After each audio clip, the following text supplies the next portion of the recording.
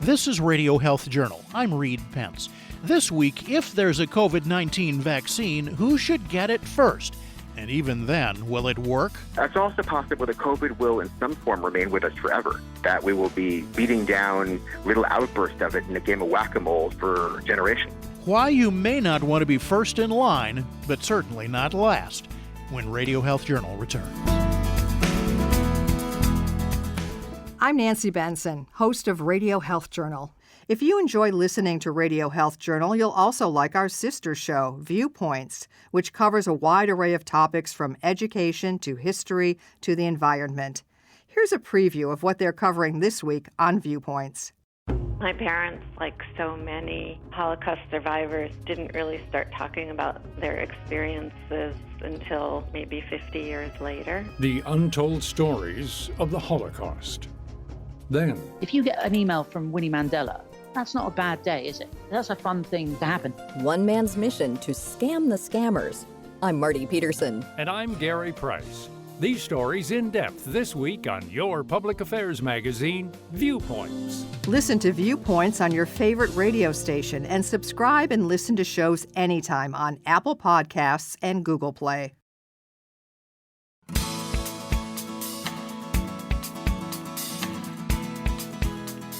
Most Americans have had their patience sorely tested the last 5 months.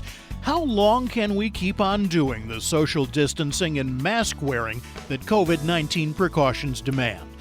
Most of us may have sort of a time limit in our minds. We can hang on until there's a vaccine for the coronavirus, as if that will be a magic bullet. Flip a switch, end the threat, and make our lives get back to normal again. Countries around the world are competing for a COVID-19 vaccine in ways that I've never seen before. It's almost the holy grail. It's as great as the global power competition over the race for the moon. Lawrence Gostin is University Professor of Health Law and Director of the O'Neill Institute of National and Global Health Law at Georgetown University. He's also co-author of a recent article on coronavirus vaccine distribution in the Journal of the American Medical Association. Our experience from the past is that, if a country develops a vaccine first, that they tend to satisfy their own population before they equitably share it worldwide. I believe the COVID-19 vaccine is a global public good, which means, no pharmaceutical company should profit from it. No country should own it. There should be no intellectual property protection, and it should be available, accessible, and affordable everywhere in the world. And so we do need a plan for equity, because I do worry that the United States or other countries like China might hoard the vaccine. The United States government has signed 3 separate billion-dollar contracts with Pfizer, Johnson & Johnson, and the foreign drug makers Sanofi and GSK, each calling for the U.S. to get 100 million doses of their vaccines. 2 of the deals come with the rights to as many as 500 million more. Hedging our bets may be wise. Gostin says if we don't share with others, others may not share with us. The United States may not be first. Already there were published clinical trials in The Lancet showing that, the 2 most advanced vaccines, one is in Oxford in England, and the other is coming out of Wuhan in China. So the United States also has promising vaccines. But, unless we show our willingness to share, and if we're not first, we could be at the back of the line. In spite of the incredibly rapid progress on coronavirus vaccines, there's still no guarantee that any vaccine in the pipeline will be both effective and safe.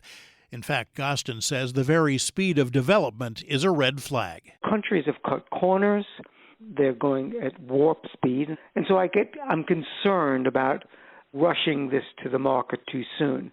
I'm concerned about human participants that may be placed at risk when we're rushing too quickly. I'm also concerned that we might pump a vaccine out before it's fully tested for safety and effectiveness. If we could get a vaccine onto the market by the beginning of 2021, that would be as soon as I think could be reasonably possible. And bear in mind that normally development of vaccines take 10 or 15 years, so this would be truly incredible speed. But I think, having it this fall is unrealistic. The fastest vaccine ever brought to market in the United States was for mumps, which took 4 years. And we've never been able to develop vaccines for a number of illnesses, including HIV. And some vaccines that seem to work, like that for dengue, have backfired, possibly endangered large numbers of people. So I'm hopeful there will be a vaccine, but I think the media sort of portrays it as a guarantee, and there absolutely is no guarantee. That's Dr. Jacob Appel, Director of Ethics Education in Psychiatry at the Icahn School of Medicine at Mount Sinai in New York. There are questions whether a vaccine that has been brought to the public very quickly will either be efficacious or even be safe. And we're hopeful it will be, but we don't know. The experiment of the dengue vaccine in the Philippines is a perfect example, where a vaccine that was widely thought to be safe turned out not to be safe, and the manufacturer raised significant concerns about it. During the effort to bring a polio vaccine to the public in the early 1950s, a significant number of dangerous batches were released to the public, and a number of children ended up paralyzed as a result. So you may not want to be last in line, but you also may not want to be first in line. However, Gostin says one thing will alleviate his fears. If the clinical trials now underway on some vaccines are large enough and take enough time to provide a good answer, and if a high-quality regulatory board like the FDA or the European Medicines Agency gives its approval. I would certainly be willing to take it. I think it would, if it gets that kind of careful scrutiny, early adopters should be fine so long as it's fully approved. So I don't think, I don't want to scare the public to think that, when a vaccine's out, I shouldn't take it or I should wait. No, I think we want to just make sure that the regulatory hoops have been gone through and that we actually can have a really good and safe vaccine. And if we do, I hope there's not going to be a lot of anti-vaxxers saying that we shouldn't use it, because vaccines are really critically important.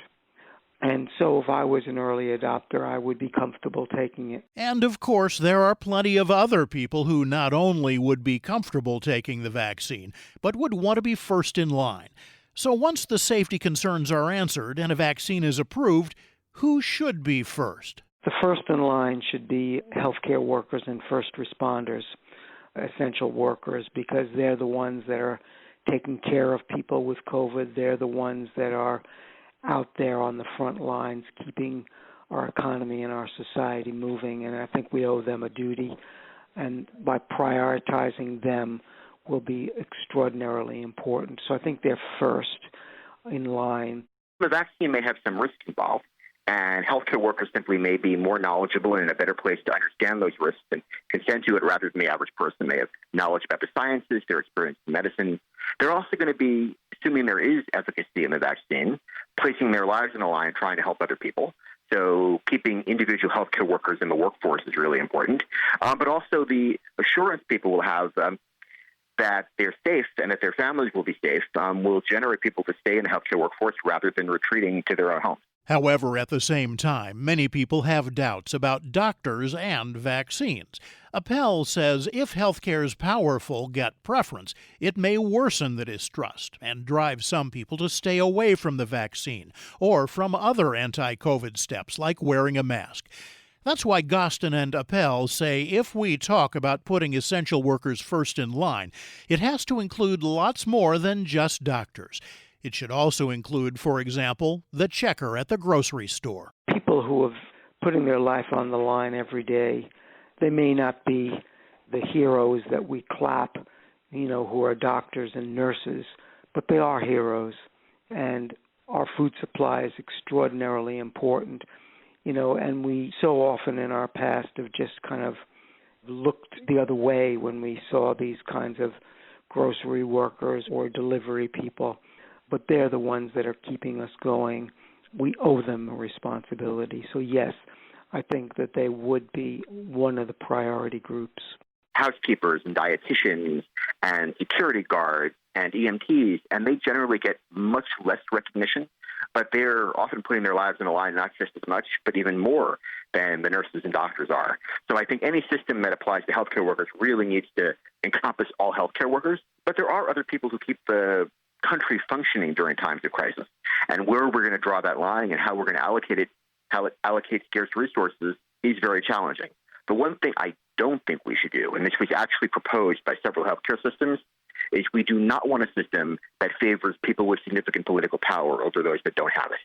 So, for example, one healthcare system in Virginia broached the prospect of giving first-line treatment for ventilators or ECMO or other scarce resources to leading politicians and decision-makers.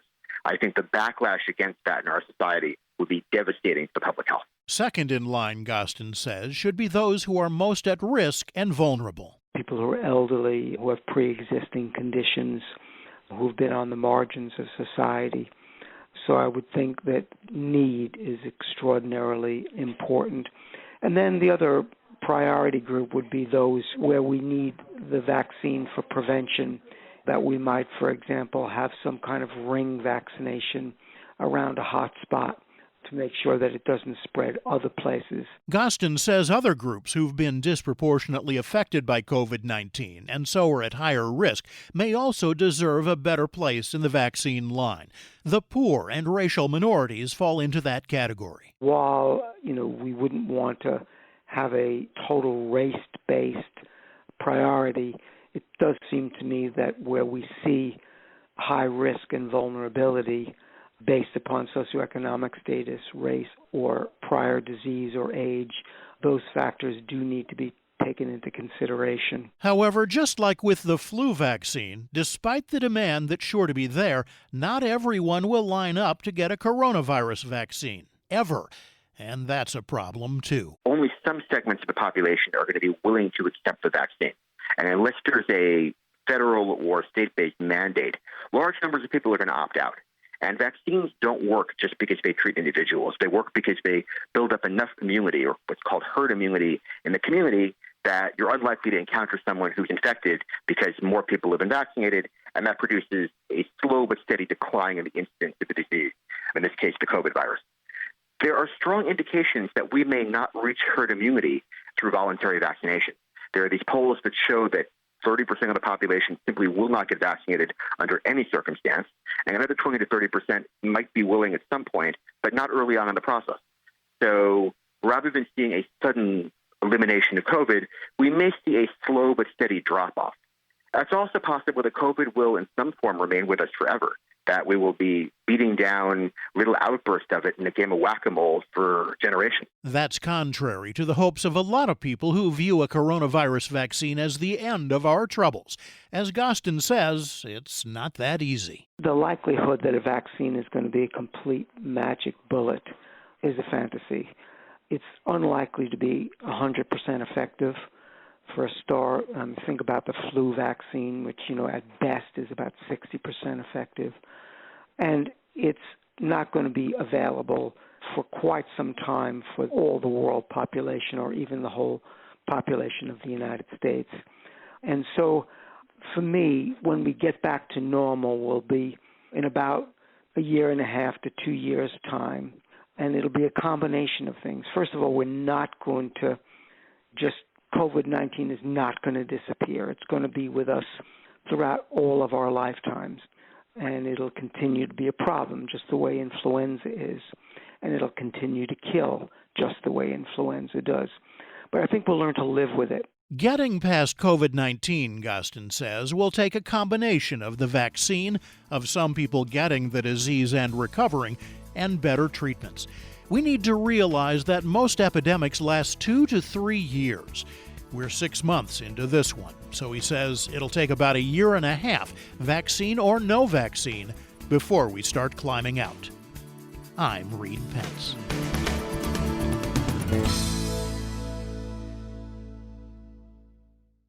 Detecting the brain changes of Alzheimer's disease before symptoms appear can be done today only through expensive PET scans or spinal fluid tests. But researchers are homing in on a simple, inexpensive blood test that might spot changes up to 20 years before symptoms appear.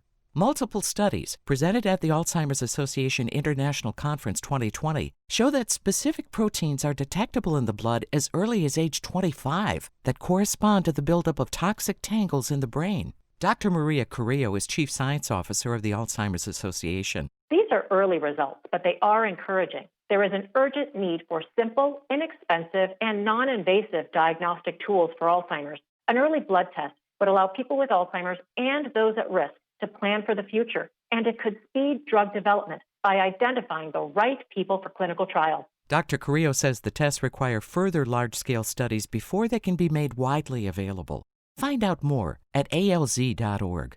As college students head back to campus, COVID-19 will be their greatest health concern. But there are other major health issues they can't ignore. Some women will be selecting a method of birth control for the first time. Experts say that the #1 contraceptive choice nationally, the birth control pill, is safe and effective. But hormonal birth control containing estrogen, including the pill, patch, or ring, can pose risks. Many young women are not aware that estrogen increases their risk for potentially deadly blood clots, especially if they have a clotting disorder, a previous blood clot, or a family history of them. That's why the National Blood Clot Alliance and the Alexandra Rowan Foundation urge women to visit womenandbloodclots.org. You'll find a risk assessment tool to review with your doctor to help determine your best contraception option, as well as information about the symptoms of potentially fatal blood clots. Know your risk and your options. Visit womenandbloodclots.org. That's womenandbloodclots.org.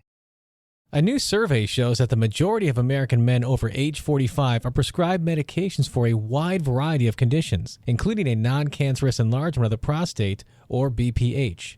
It affects more than 40% of men in their 50s and more than 80% of men in their 70s. Dr. David Sussman of New Jersey Urology says the survey shows some men also worry about BPH medication side effects. 25% of men surveyed who take BPH medication are unsatisfied with the drug's effectiveness, and nearly a third have had unpleasant side effects, including headaches, dizziness, and erectile dysfunction.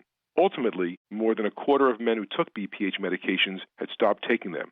Fortunately, there's a proven minimally invasive outpatient option for BPH called the UroLift system procedure. Common side effects are mild to moderate and typically resolve in 2 to 4 weeks. Results may vary.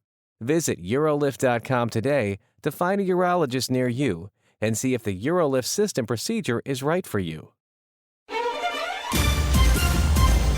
And that's Radio Health Journal for this week. Radio Health Journal is a production of MediaTrax Communications. Follow us on Twitter, Facebook, and Instagram to learn more, and check Apple Podcasts, Google Play, and Spotify for a library of past programs. Plus, you'll always find previous segments and information about our guests at radiohealthjournal.org. Join us again next week for another edition of Radio Health Journal. Coming up next week on Radio Health Journal. It's a huge list of information that we lose when we can't see the entire face. The nonverbal communication we suddenly can't rely on when our smiles are hidden by face masks. Then why mistaking a complex mid-foot injury for a simple sprain happens so often? It's the second most common injury in malpractice litigation against radiologists and emergency room physicians. All that and more on Radio Health Journal.